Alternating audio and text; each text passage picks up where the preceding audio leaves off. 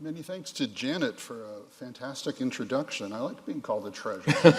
Let's keep that in my bio from now on. Jeffrey's a treasure as well, and a frequent treasure for us here in Beaufort. Not quite local, but local adjacent, I would say, at this point. Works for me, we're working on local. Yes. we're putting some effort in on that. I really appreciate you being here.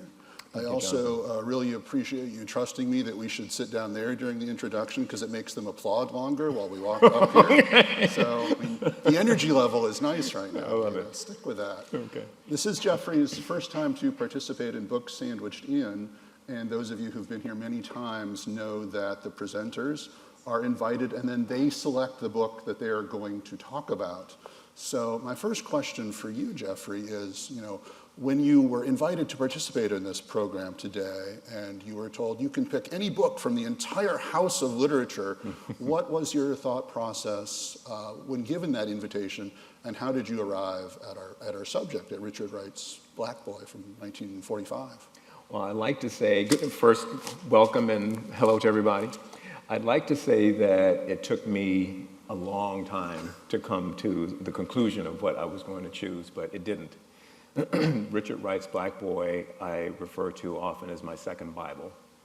And when I was growing up, I was in search of, at a difficult time in my life, for representation.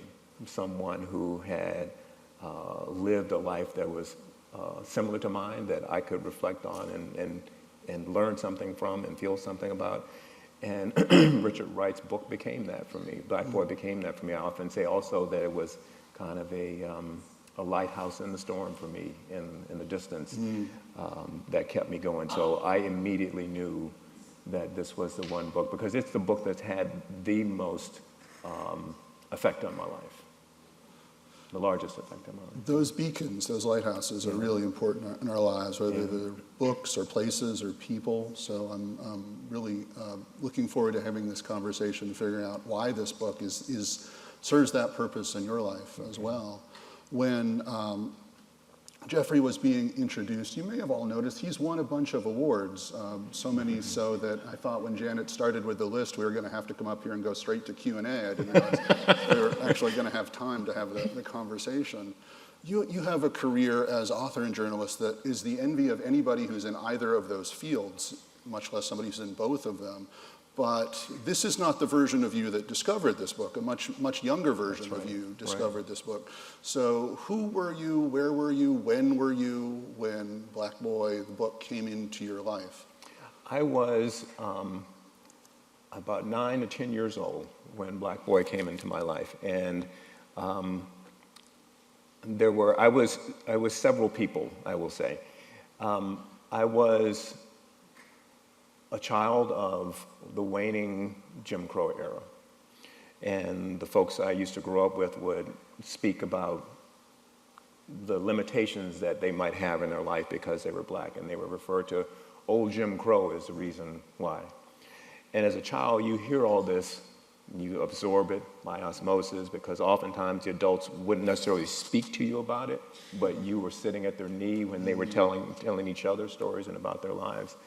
And so that had an effect on me. In one of my books, I talk about the character saying that black children grow up a little bit older because they grow up older and faster because they take on these things, this thing about their blackness. And so I was this kid. I felt a lack of agency in my life because I was a black child. I knew by the time, I always say, certainly by the time I was beginning to lose my baby teeth, I knew who I couldn't look at when I walked down the street. I knew who I shouldn't speak to in a certain way because of what might happen. I knew which police officer I shouldn't go to because I would not be taken care of, something other might happen. All of these things I knew as a little child, and that I think I shouldn't have had to know. But I knew those things, and they left me feeling like I didn't have an agency in my life, control over my life. And the older people around me, I could see that they didn't. And so when Richard Wright was a little bit like that, so there's a point in the book right at the beginning where his mother beats him to the point of almost dying, and he falls ill after this. And you have to recognize at that point as a child, there's this incredible feeling of jeopardy that you're in and you live in all the time. Then there's a point where something happens and the boy, Richard Wright, expects the black people, the adults, to stand up and do something. And he wants to know why you're not doing something, why you're not fighting. And his mother slaps him. He says, she slaps me into silence. And it teaches him about who he is and where he is, that she would rather hurt me than stand up for me. But he's too young to understand that she is incredibly afraid. So she doesn't have agency. He doesn't have agency. I'm feeling I don't have agency. Now, the second part about me is that for some reason, I don't know why, I was interested in reading.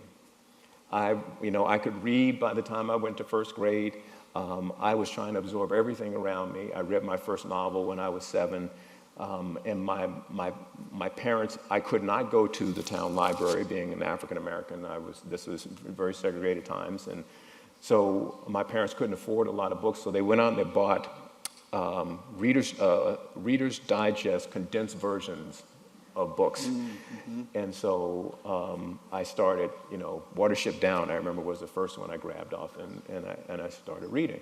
And I talked too much. I talked all the time. You were preparing for your career. I was, and my grandmother used to say to me, my grandmother from Philadelphia would say, you'd make a good Philadelphia lawyer. Well, I had no idea what that meant, but I thought I should grow up to be a Philadelphia lawyer because they get to talk a lot. And I was talking about all the stuff that I was reading. I wanted people to be excited about it, and people kept telling me to shut up. And so, and then if you don't mind, if I can please read, there's a piece from Richard, and this is one of the reasons why I felt drawn to this book. My classmates felt that I was doing something that was vaguely wrong, but they did not know how to express it. As the outside world grew more meaningful, I became more concerned, tense, and my classmates and my teachers would say, "Why do you ask so many questions? Keep quiet." And I read that and I thought, that's me. They keep telling me to shut up. And the little did they know, as you're right, that many years later, NBC would pay me to talk, and they would pay other people to listen to me and do what I said. So, but we didn't know that then. And so all of a sudden, I found camaraderie in this boy in this book who I never met. But it was like going to a group where you're meeting where we've been through some sort of trauma together, and we want to discuss this trauma together, and it makes us all both a little more whole. That's what this book did for me, and that's who I was. That's when it came into my life, and that's how it changed me. I see why it was such an easy book to select for this conversation as well. I think if everybody in this audience, because I know many of this audience sort of dig deeply, there's that one book for you as well where you first felt seen, felt represented. This is a bad paraphrase, but James Baldwin says, we feel all alone in the world. And then you read. Right. And then you find someone else. There's universality to your experience as well. Yeah. Thank you for reading a passage from that as well. It's nice to see that you have a flagged copy in multiple editions. Well, this is the edition I read, which is only half the book. Correct, yes. Yeah. And the publication history of it is fascinating too. And I want to pivot to that in just a second. I think a lot of folks in this audience, if they're familiar with this author, this is not the book they're most familiar with. Right. Native Son is the book they're most familiar with, which was the first book by an African American ever selected for the Book of the Month Club, which is why audiences were introduced to a writer they may not have ever heard from otherwise. It's really sort of a pivotal moment. And Black Boy comes out 5 years later, and probably only is able to be published, even in its a sort of abridged format, because of the success of Native Son. But sort of given those 2 points in the timeline, what do you know most? What do you remember most about Richard Wright? What do you think this audience needs to know most about him as author and creator? Well, that's going to send me back to reading again, if you don't mind. Of course. I have so many things blocked out in this book that I could almost every question you ask, I could almost go to something here. But I think this is really important. about Richard Wright, and he talks about what it is for him to be a writer and relationship to his audience. If I could fasten the mind of the reader upon words so firmly that he would forget words, that's an important part, forget words, and be conscious only of his response, I felt I would be in sight of knowing how to write narrative. I strove to master words, to make them disappear, to make them important by making them new, to make them melt into a rising spiral of emotional stimuli. The beautiful thing about this is I heard a professor talking about Richard Wright, which drew me to this. As I said, I read this part, the larger book later, was that here's a writer who's asking you to ignore his words. I want you to read, but then I don't want you to spend a lot of time thinking about the words. I want you to think about what you feel. And that was his whole goal, I think, in writing and picking up issues and saying, I desperately want you to read this, but I want you to come away with a feeling of what I'm trying to do. And I think of, Robert Frost, who said, if there are no tears in the writer, there are no tears in the reader. And it fits with this as well. And so the thing I think that I would say to you, who I want you to know about Richard Wright as an author, is that he wants you to read his books. He has a mission in his books. I think of it as a little bit of literary activism, which is what I like to do. And he wants you to come away from that feeling what he felt. And he may be writing as someone, as W.E. Du Bois said at the time, he wrote simply. But the words and the context and the images and the scenes, he wants you to take something away from. He wants you to think about it and feel it. And hopefully that opens your mind. It's the kind of book that insists that you feel, insists that you not just think, but feel. Yeah. And it lingers with you a long time. I reread it twice in preparation for this, and it's going to linger with me for a long time beyond this moment as well. Because you don't get to just walk away from this, and you shouldn't. That's the whole point of the book. Exactly. It's when he started writing this, and this was new information to me, and doing a little bit of research. He was envisioning the first title being Black Confessions, and he wanted to go, as Pat Conroy always said, to go deeply into himself, to go deeper and deeper and find a truth, and put that on the page. And it's a big truth. And the publisher said, maybe that's a little too big of a truth for 1945, which is why two very different sized editions of this exist. The reassembled version, which you have on top, you just quoted from, doesn't come out, I think, until 1991. Yeah, I think that's right, yeah. Pieces of it come out under a different title in 77, but we don't see it collected as Wright intended until 1991, and he's been deceased for about 30 years at this point. So my question to you is, which of these two versions do you recommend that a modern audience read, and why? I recommend that they read this version, which is the complete version. You get the same story that you get here, but this is one childhood of Richard Wright. This is a continuing childhood. And as I've heard said before, Richard Wright is trying to say to you, it takes two childhoods to get over or to deal with being Black in America. And one to go through as a child, like I said, I was trying to discover and finding out you don't have this agency and what the world looks like for you. And then the other childhoods when you break out and you're trying to attempt to make a life, as he did when he moved to Chicago, and found that it was just as difficult there as it was for him in Memphis or Arkansas. But it was two separate pieces of growth. And I think you come away with a more whole version of the man and the writer in the complete package. So I wouldn't even, you can see, if you read the two, you can see where the editors at the end sort of made him fight over how he was going to end it and that sort of thing. But I would say just go to the larger one. Yeah. I agree wholeheartedly with that. So, and thank you for explaining the differences as well. I think they're important to understand. For a book that is now 80 years past its publication date, it feels remarkably relevant, and unfortunately, it also feels kind of predictive of a direction we may be headed in and don't want to be headed in. So to hear that voice in this context is really quite important. Yeah, I would agree. You mentioned sort of the two sections, that there is a sort of Memphis section, a Chicago section, because it's a novel of Exodus. It's a novel about leaving the South. Not a novel, excuse me, a memoir of Exodus. But that is almost a trope among progressive Southern fiction, both fiction and nonfiction, that to be the kind of person the writer, the storyteller wants to be, they have to leave wherever they're from, either that section of the South or the South entirely. It's a Pat Conroy story, it's the Nikki Finney story, it's a Willie Morris story. We encounter this over and over again. Why is that? Why is that sort of true over the course of multiple generations? Well, one thing Flannery O'Connor said as a writer, if you survived a Southern childhood, you will never run out of material. Yep. Yeah.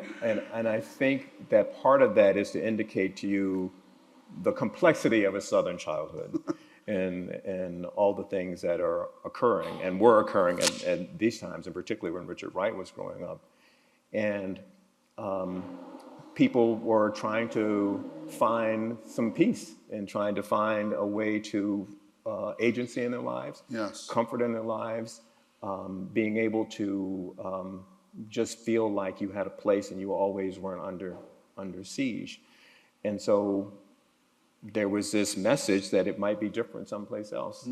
So I could go there and leave all of the things that Flannery O'Connor talked about that I was dealing with at home in the South, and maybe find some relief. And in that relief, I find myself.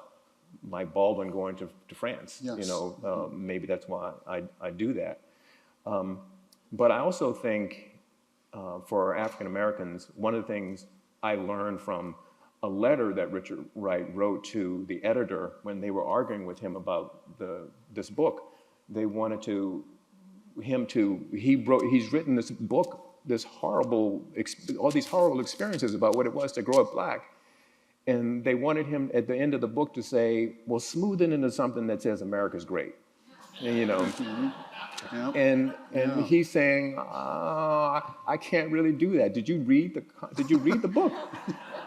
I'm trying to tell you how painful my life is and all these things and these questions I have, and you want me to wrap it up and say that America's nice. And so that was a very, a difficult thing for him. And the other part of that question was... why is that why does that keep happening? Right, and it keeps happening, I think, because he said in that letter, and this brings me back to it, he says in that letter, we think of it as a great migration. That's what we hear it is. And Richard Wright said it's a great refugee crisis. And that was his answer to her. We are refugees, and we are fleeing the same thing you hear people talk about fleeing today, political and physical, emotional pain and struggle. And we're fleeing that.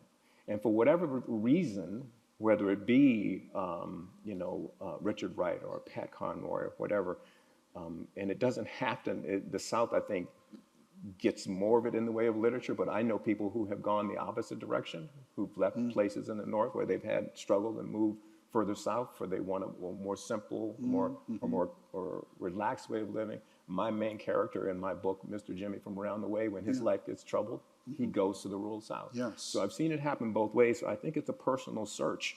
But when we talk about Richard Wright and the moving of the great refugee crisis, I think it is people just trying to find what this little boy was searching for.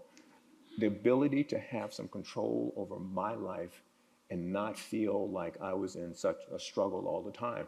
James Baldwin would say that to be African American in this country and to be relatively conscious is to be in a state of rage almost all the time. And so if that is the case, you got to get away. You just got to get away and find whatever peace you can find. And that's what he and his family, I think, were trying to do. And in their own ways, other people, maybe, Pat Conroy or other folks, Willie Morris, they're trying to do the same thing, in a different way for a different reason. But from the same point. From the same point. From some sort of origin story. So I have a really good friend who I didn't know when I was growing up. So she's 87 years old. She's a white woman in my hometown. And I didn't know her until one of my books came out. I went to my hometown to speak. And then I learned this incredible story about her life. And she told me this story about her father, who loved to put her in a pickup truck on Sunday and drive to the African-American church in the summertime because the windows would be open. They didn't have air conditioning. And they would sit in the truck and listen to the choir sing. Mm-hmm. And at a certain point, she said, "Daddy, why don't we go inside?" And he said, "Well, we can't do that. That's not." And this struggle began in her mind at that age about why that is the case. And then she started thinking, well, wait a minute, I used to play with so-and-so who are the children of the people who work on the farm, but then you told me when I got to this certain age that that was no longer possible. Why is that the case? And so she actually became quite a bit of a rebel, and they were happy when she left. But she'd had an amazing life. You know, she went out with Jacques Cousteau and wrote about him and all kinds of stuff. And she was on the Oprah show and all this stuff. And I never knew anything about it. But we have created this wonderful relationship across, as we say, the other side of the field, not the other side of the tracks, where we talk about these issues and we talk and how she ran from the South and how I ran from the South for all of those same reasons. That's a book waiting to happen as well. I hope she's working on that, or somebody's working on that for her on her behalf. She just finished her memoir. Fantastic. So, yes. Yeah. Those barriers, to your point, are learned at an early age, and they don't make any sense because they're not sensical. Right. And it takes us the whole rest of our lifetime to start questioning them and tearing them down. Right. And that is quite unfortunate that that's the case. Yeah. But I'm glad that we get to have that conversation and get to have it during African American History Month and at a moment when that too seems to be in question. Right. So I'm grateful for the opportunity of this conversation. You anticipated my next question, which is, you mentioned Mr. Jimmy from Around the Way in your own writing, and I really want to know how reading this book and reading it at such a young age then informs your own work as a writer. Are you writing in response, in awareness and appreciation and all of those things to Richard Wright and to other books you encountered at that age that were so formative for you? Yes. I thought so. It's a really good question, and the answer is absolutely yes. So I was young, as young as I was, I understood for the first time the power of the written word with Black Boy. I understood the effect it had on me. I understood the calm it gave me, the peace it gave me to know that there was somebody else out there going through the same situations. Mm-hmm. Although I will say, and I want to say on the record, because my parents are the greatest parents who ever walked the face of the earth, that I had an entirely different circumstance at home than Richard Wright had. Mm-hmm. And I always had that to fall back on. Mm-hmm. But I knew that the message that he was giving me, that when I was at school and I was having these issues and I was talking too much and people were saying I'm weird, saying you shut up and all this kind of stuff, that I could go off and read my book and say, Richard understands me. I'm moving forward. Yeah. And so it became a kind of an advocacy situation, and I started to believe in the power of literature as to make change. Then I got a job. I became a cub reporter. I wrote an article to the local newspaper about a conflict we were having in town, and the publisher then made me a cub reporter. And so one of my mentor there, John Edwards, who was the managing editor at the time, said to me, "Do you understand, Jeffrey, that with one article, you can influence and inform tens of thousands of people? Just one article in a newspaper. That's how powerful it is." And so I carried that with me. And then I go off to college, and I write my way out of my first English class there. I get my first paper, I get an A+. The second paper, I got a come see me in my office. And I thought that she was going to say to me, because she was a white woman, and she was going to say to me, "This can't be your work. It has to be plagiarized, and therefore, you know, you're going to be in trouble." Well, when I sat down, she said to me, "You know, you don't belong in this class. You write too well to be in this class. And are you writing anything?" And I said, "Well, you know, I try to write some poetry, but I'm trying to write my very first novel And she said, and she was a published author at the time, and she said, well, here's what we're going to do. Instead of you coming into class where you don't belong, you're going to write this book for your homework, then you're going to come in here to my office and we're going to go over plot and characters and all this kind of stuff. So she taught me then that I had the ability to write. And so I then took all of that and that knowledge and being in journalism and understanding that you can change people's lives through storytelling and through words. And I knew that at a certain point, I was doing it in the script writing that I was doing in the museums and things, but I wanted to do it in a novel. And so through Mr. Jimmy from Around the Way, The Emancipation of Evan Walls, which I'm very thankful to Marley for making those happen for me. I believe in the power of books to make change. And I write books to make change. Without going into a whole lot of detail about the story, my book, The Emancipation of Evan Walls, saved a life. And so these are the power of the word I believe in. I write as a literary activist. I want to make good trouble. I want to make people recognize, as Richard Wright did, that there are these people and these issues, these truths that need to be told.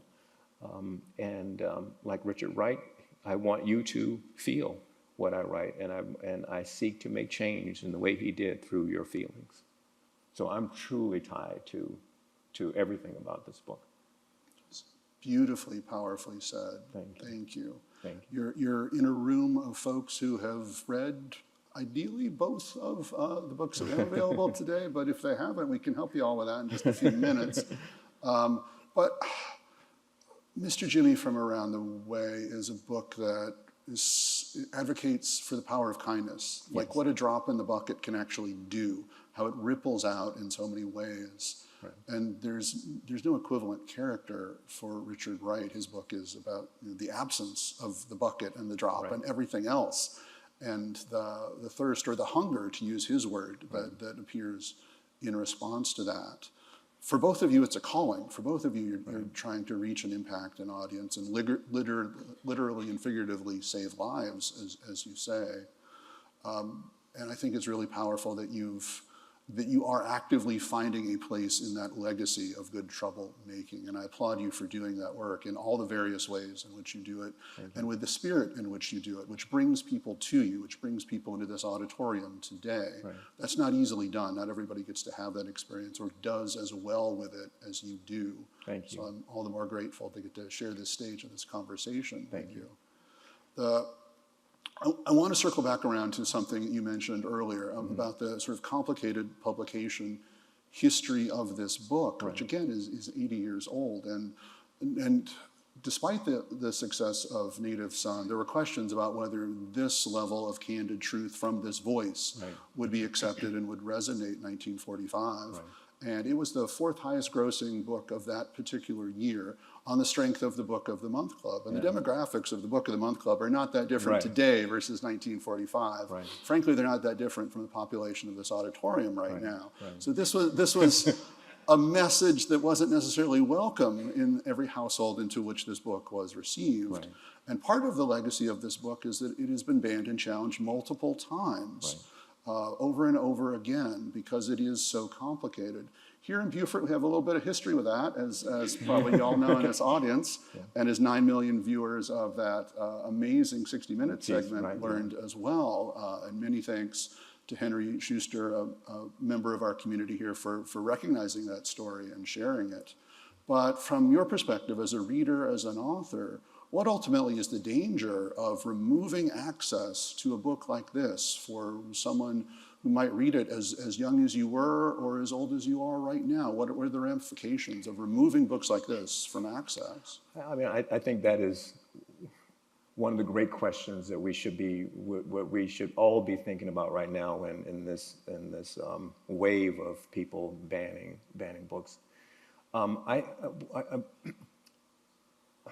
If I think about it for when I was 10 years old, so Yes.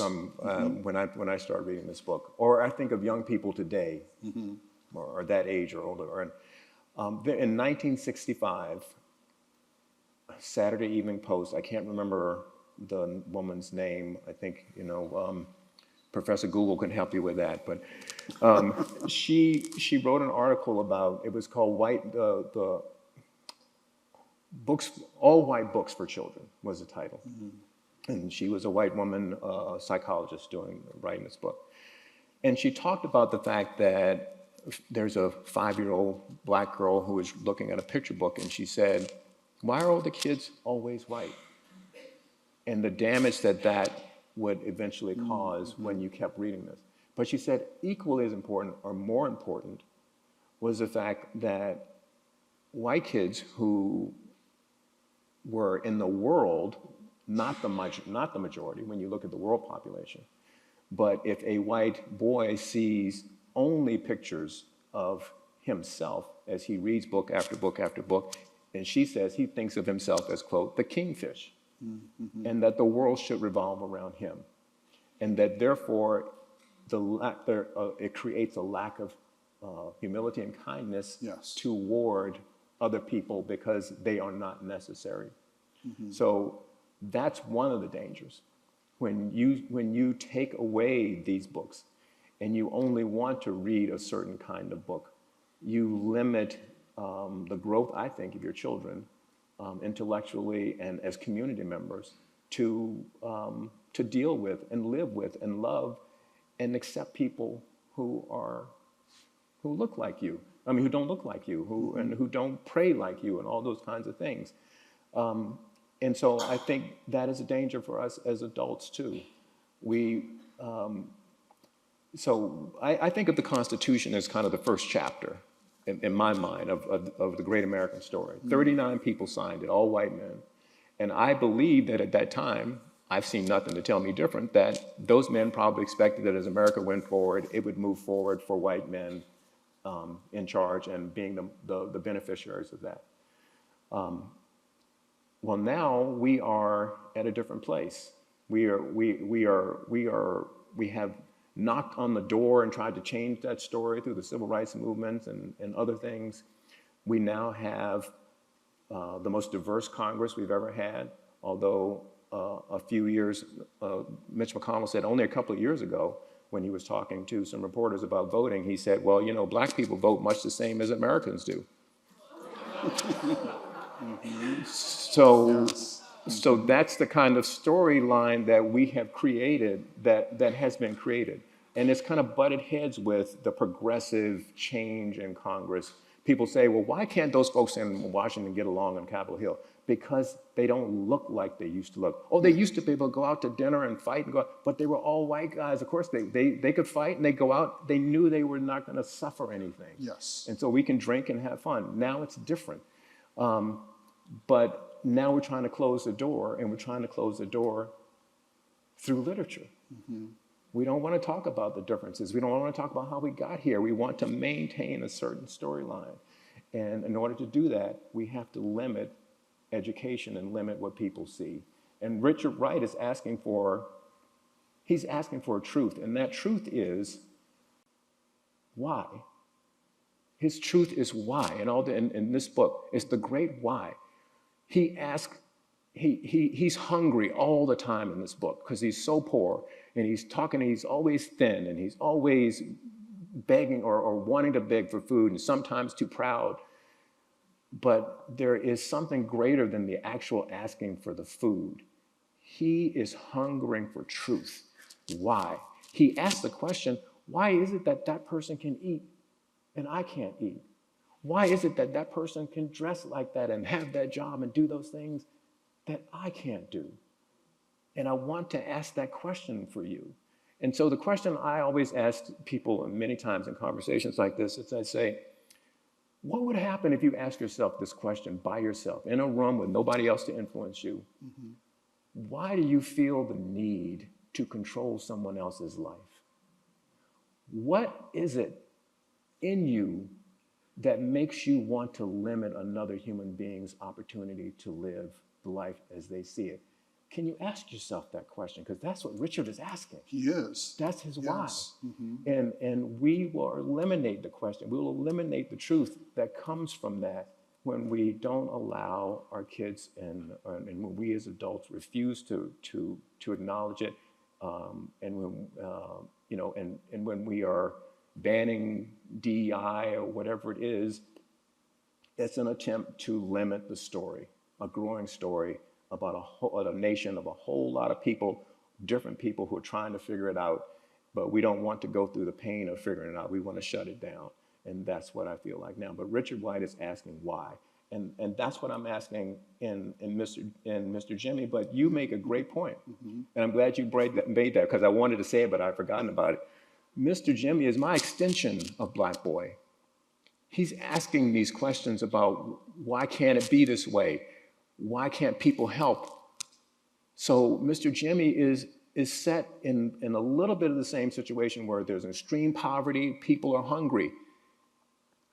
But through my characters, I'm trying to say that the village, because it's not just Black Mr. Jimmy that helps. Yeah, the village can look like anybody, but the village can help everybody. That's what Richard Wright was asking about. Why can't you help me? Why can't you see me? I'm a child. I shouldn't have to be this way. And I wanted to answer the question with Mr. Jimmy, this is how we can do this as a community. It's a fascinating answer that you've offered through Mr. Jimmy, and an important one too, but one that also sort of comes up to resistance from the community, that too is scary. Yeah. Because people don't do, as you say, they don't have that moment with themselves or their family or their community or their circle and ask them, why do I think this way? And why can't we do the thing that seems to be the opposite of what I'm thinking? People are very scared of that question. Yes. So I want to quickly read a passage. My turn to read something. And then we're minutes away from opening it up to y'all to ask some questions as well. So this is what I think of as sort of Richard Wright's meditation on what you just said and what we were just talking about.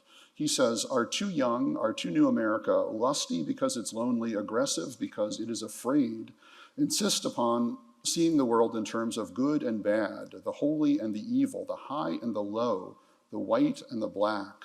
Our America is frightened of fact, of history, of processes, of necessity.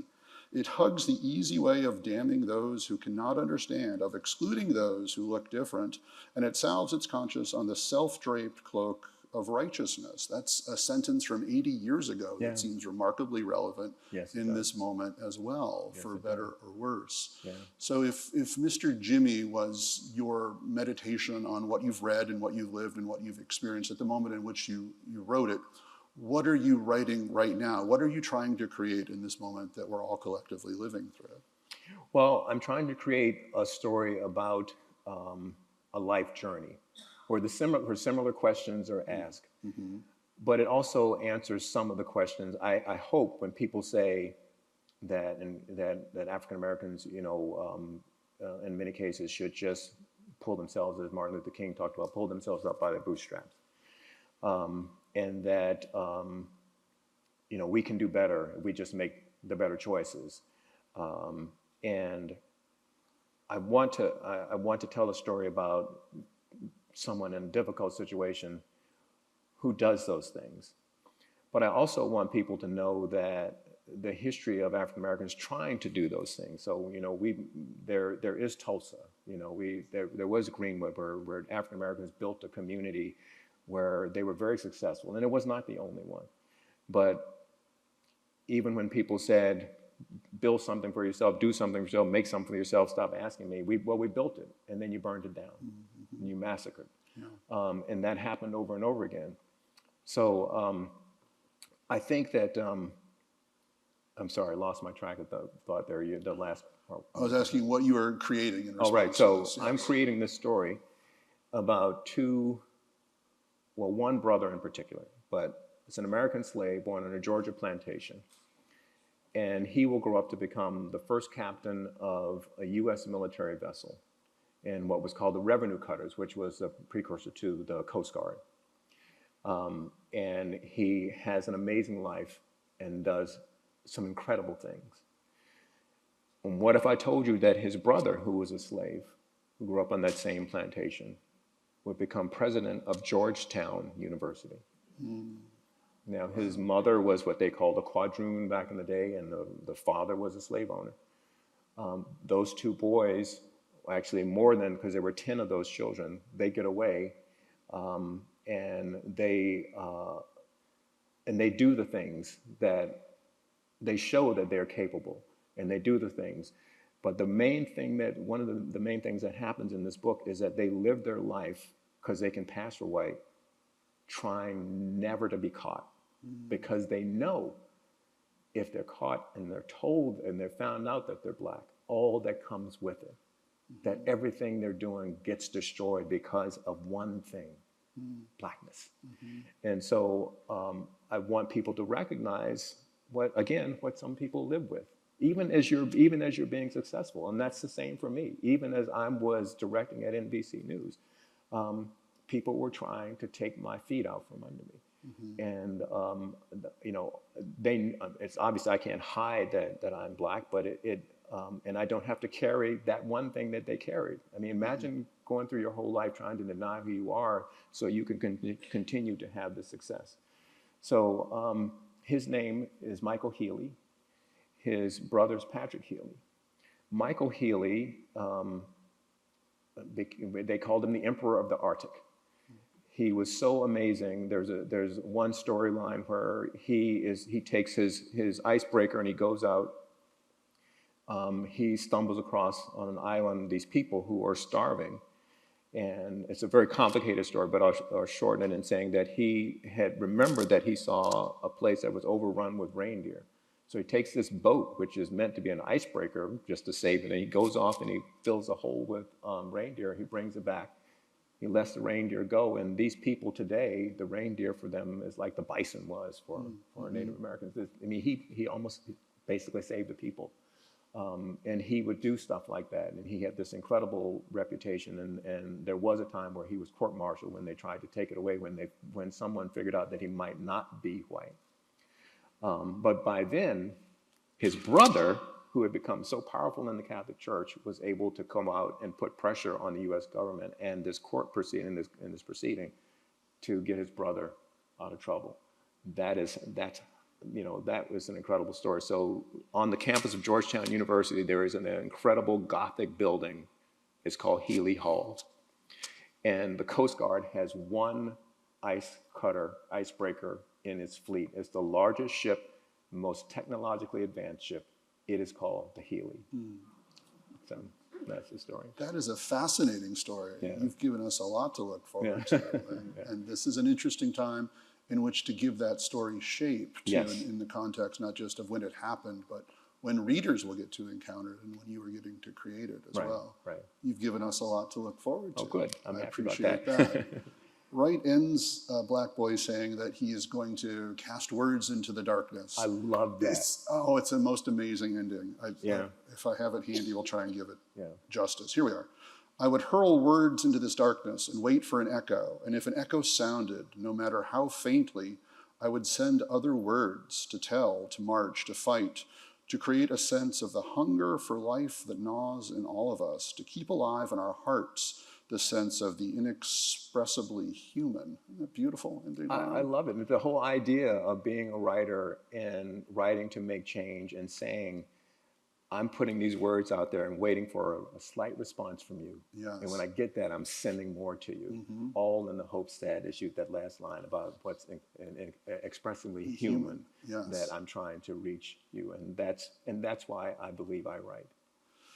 I think it is definitely why you're right. I think it's your calling. Yeah. I also think it's what we've been doing on the stage up here for about 40 minutes. So now we're going to do it in a slightly more literal way and see what questions what echoes from the darkness actually come back in response to the question. Ooh, well done. Like that? I like that. I could do this professionally. I don't know about you, but I could probably do this.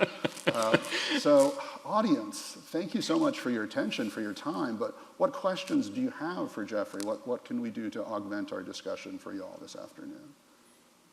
Can we get a little bit of light so we can actually see? There's a hand out there somewhere. Can you talk about the teacher, the instructor that helped Thank you. forge you? How did that relationship go? The college professor. Yes. So when she left, I was at Virginia Commonwealth University in Richmond. So we went through that year, and she helped me finish that story. She then went off to UVA, and I lost track of her. So I didn't, I lived all of my adult life not knowing where she was, but I decided when Mr. Jimmy was published that I wanted her, because she was such a huge part of my journey, that I wanted her to know about it. So I called my college and said, can you help me find her? And long story short, she had just retired at Stanford University. And I wrote to her and an email and said, I hope you remember who I am. And I explained the situation. And she wrote back and she said, of course I remember who you are. She said, the reason why is because I had to fight the head of the English department who didn't want to give you credit for the work we were doing in my office. And she said that I fought and I fought and I fought, and I got you the credit. And so I sent her the book, and we are now back in touch. And I love that. Yeah, so thank That you. Thank is- you for that. Yeah. That is fantastic. Yeah. Yes.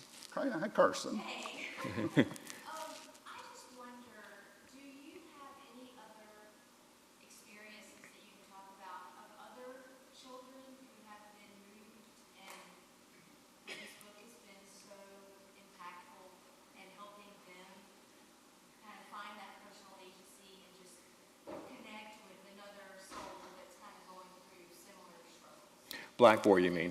Yes. I have not. And that's an interesting thing. I have often thought about that. And I thought about it when I was a child. And I wondered, when I was particularly in high school and I was using this book, I would carry it to school with me. And as I said, use it when I felt I was in times of trouble. This would help me. I wondered if other black boys were reading the book. And it just kind of fell into my life. We don't even know. My dad's 98, about to turn 99. And we were talking to him, I was talking to him last Wednesday, about where I got this book. And he remembers that my grandmother in Philadelphia, the one who said I asked questions like a Philadelphia lawyer, she started sending books to my brothers and me. And so we think that that's where it came from. But I met plenty of people, like when I went to college, I had the first course on African American literature because when I was well into high school before I knew outside of Richard Wright that a lot of black people were writing. But that's an interesting question. But I wondered that, and I've never had, as an adult, I've had many conversations about it. I can tell you one, so there was another book called Man, Child in the Promised Land, which came later, which was kind of on the same vein. It was about a child, a young boy who was in an urban situation. I did know a lot of young people at that time, not little kids, but young people at the time who were reading that book, which is sort of the same cry. Thank you. We had a question over here, and then we'll go over there. I have a comment too. Years ago, I was working with a wonderful gentleman who I would always say was the kindest person I'd ever met. It was your brother. Yeah. Oh, And hearing you talk today makes me think about the power of good moms and good teachers and how they do play such a big role in shaping how Yeah. successful people are. Well, thank you. My mom never told me to shut up. And she and my father never told me to stop dreaming, and she did the same thing for my brothers. They protected us as much as they could from things. And one of the things that happened to Richard Wright, one of the things that happened in his book is he had an uncle who was physically violent with him because he wanted Richard to just be dumb and not ask questions and not do things and not read and all these kinds of things. So I had an uncle once, and I was there when they talk about you like you're not in the room, but I was a kid, and I had all these dreams, and we used to watch Walter Cronkite every night, and I had this idea that I could be Walter Cronkite or do something like that. And my uncle said to my mom, when are you going to tell this boy to stop dreaming these stupid things? And he was saying, he knows he can't be that and can't do anything. He'll just be here and working in the fields and stuff. You need to stop him from doing that.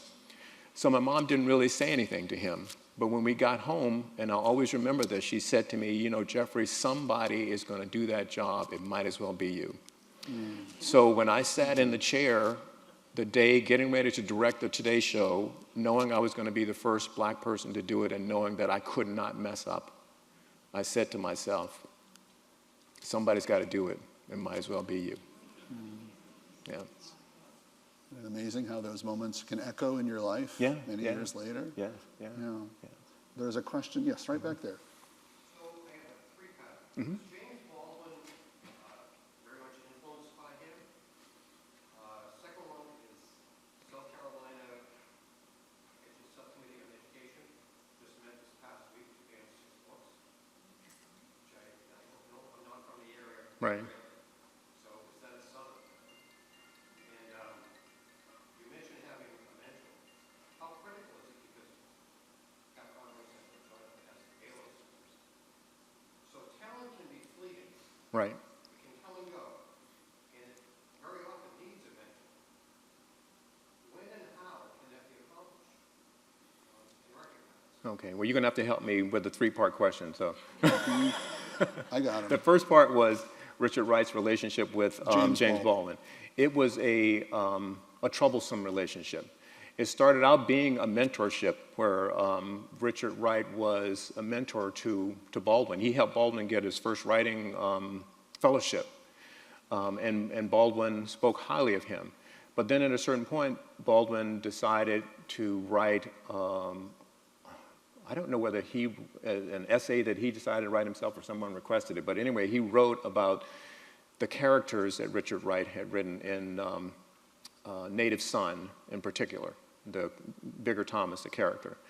And he talked about how it was like Uncle Tom in Uncle Tom's Cabin, and that Richard Wright was pushing forward stereotypes, like the Uncle Tom was just a happy-go-lucky slave and everything's fine, and then Richard Wright gives us this violent Bigger Thomas, and it's just what white people expect, and nobody's getting anything out of it. And so that was his response. And Richard Wright turned off the faucet. Basically, I don't want to talk to you about it. I don't want to talk to you, and whatever. After he died, Baldwin then wrote something that indicated that he had reflected upon what he'd said, and that he then gave Richard Wright his dues as being an important, super important American writer, particularly when we're talking about race and social justice. So James Baldwin had a bit of a journey himself to come back to Richard Wright. Unfortunately, Richard Wright was gone after that. The book banning part is not just a Southern thing by any means.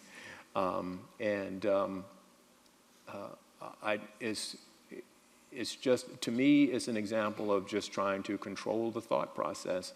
And again, I go back to Richard Wright's why. Why don't you want to know? You know, I've had very interesting conversations, particularly with book clubs and things like that. And one person asked me, a white man said to me, well, what about the question that they ask about white kids who feel bad about themselves when you read these books that you're reading about slavery and stuff like that? And I said, well, you tell the whole history and give them something to be proud of. And he said, what are you talking about? And I said, well, there were abolitionists from the time slavery started until the end, right? So there's a whole big part of the story you're just ignoring that you could teach kids about that maybe they could find pride in. But if you keep narrowing the story and narrowing the story and narrowing the story, we forget all of those things. And then all you have left are the things that we find conflict over. And so the book banning is much more sinister and much more influential than I think we give it credit for in telling and training us to believe in a certain story. It's like I talked about from the Constitution. You had this one story that was going along until it bumped up into this diversity. And it seems like people want to go back to that story. And the third part was Mentorship. Mentorship. The importance of mentorship. So the mentorship is astounding to me and how important it is. So like I said, I had incredible parents, but when I became this cub reporter at my hometown newspaper, my parents did not go to college. Well, my mom was a church kindergarten teacher, and she was the reason why so many kids were very successful. She and Mrs. Ford, and Mrs. Ford I gave a character name to in this book because they were so successful. And I knew this was going to happen. So this is the third one in my part, right? I knew this was going to happen. What is the third part? Mentorship. Mentorship. Thank Yep, you. I got Thank it. you. I got you. And I do this. I go off on, I feel myself going over here, and then I go, where was I? So I have a habit of doing this. My wife teases me about it all the time.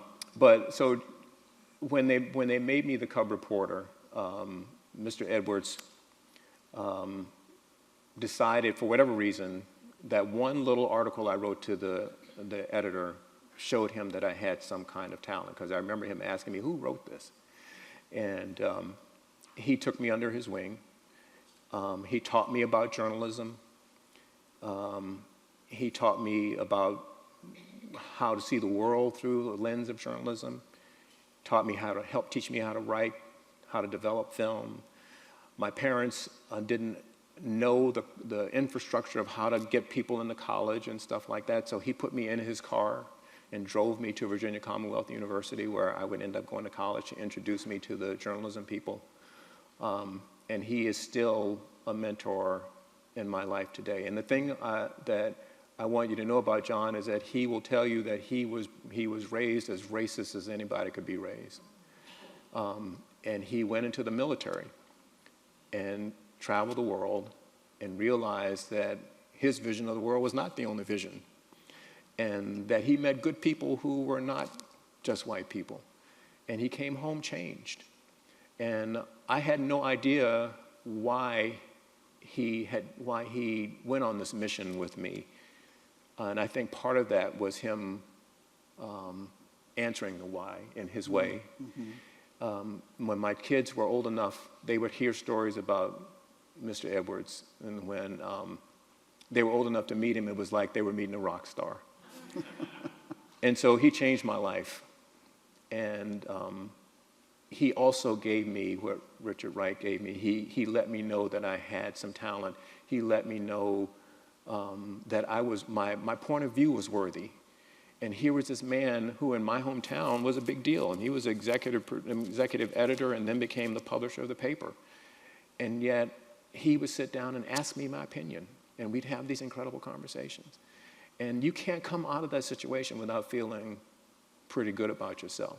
So mentorship is truly important. And I would say to all of you, where there are children in your lives, please be there for them. Please find a way to mentor them. And if you can see something in them that you can participate in, please do that. You just have no idea how important it is, unless many of you have had a Mr. Edwards in your life. Thank you for that question. Yes. Thank you all for the question.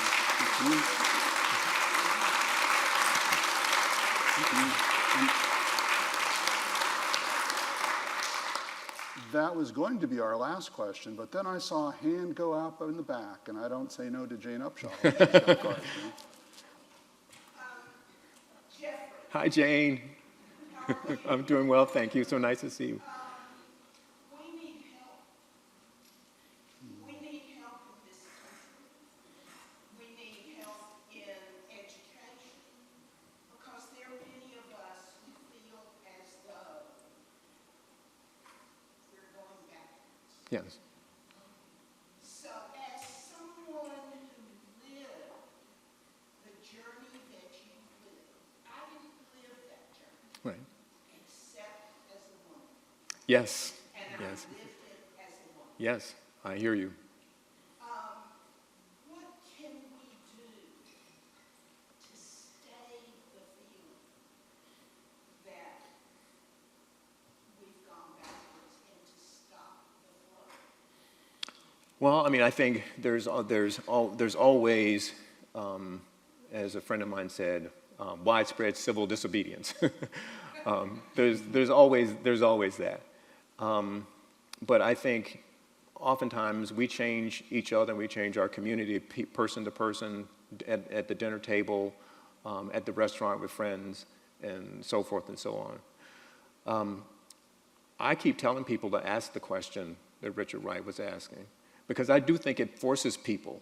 When you say to someone, have you ever asked yourself why you feel the need to restrict that person? Have you ever had that question with yourself? I have heard the answer, well, we're thinking about the children. Well, I said, well, welcome to my world. Did you ever think about the black children? Did you ever ask about what they had to go through when they were born and what they might see and what people might say to them and how they responded? You know what black parents did? Well, they had a conversation. This is the world you live in. And here are the things that might happen to you. Here are the people who might try to influence you. But I'm going to try and help you develop a core about who you are so you can withstand those things.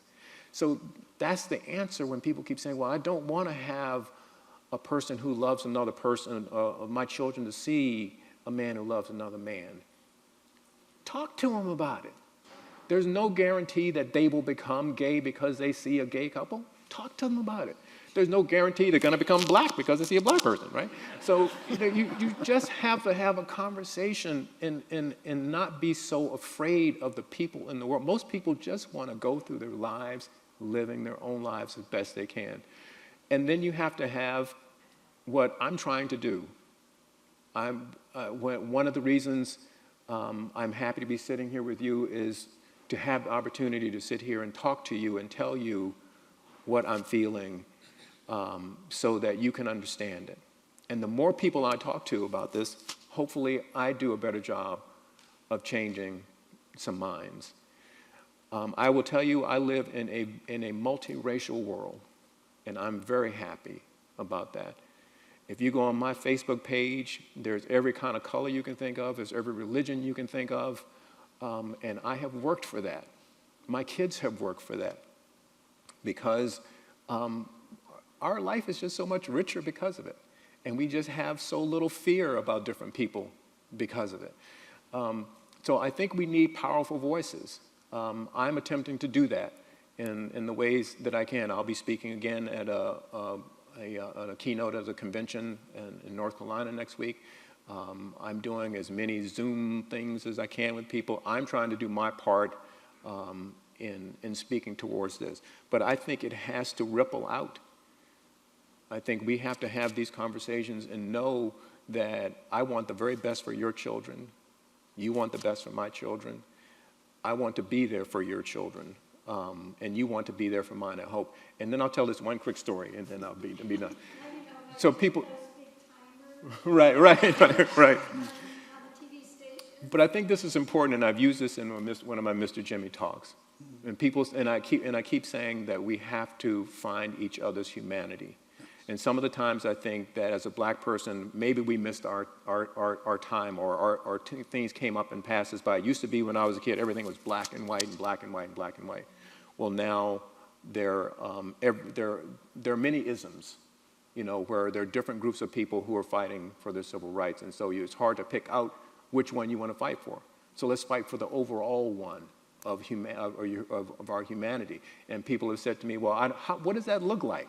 I don't even understand what you're talking about. So I tell this quick story about my wife and I and our kids driving to Maine overnight. I like to drive at night. And we're on 95, and we're north of New York City.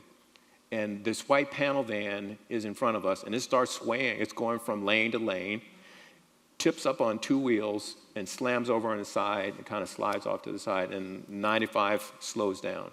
I get out of my car. Other people get out of their car. We run to this van. We pull this man out. I'm saying to Gene, the thing that I didn't know, and I don't think that anybody else knew. When I was running to that van, I didn't know if they were black or white or Christian or Jew or Muslim or gay or straight. What did I know? Instinctively, what did I know? A human life was at risk. And that human life deserved every opportunity to exist if we could do something about that. And that's the space I'm trying to talk people into. So if you can recognize me as a human being, maybe you can still see my blackness, but maybe you would stop for me on the side of the road. And maybe you would say, I can read that book about you because I'm not afraid of you if I can see your humanity. You know what I mean? So I think it's a conversation. I'm trying to do the best I can by having these moments. You know, one of my kids said to me, you know, you should run for office. And I said, well, we live in the District of Columbia, representation, you know, with no and, you know, I can't run for office. I don't have a Senate seat and I don't have a House seat. But I can do this, and I want to do this, and I'm trying to scale it up. So if there's opportunities you know about that I can have these conversations, let me know.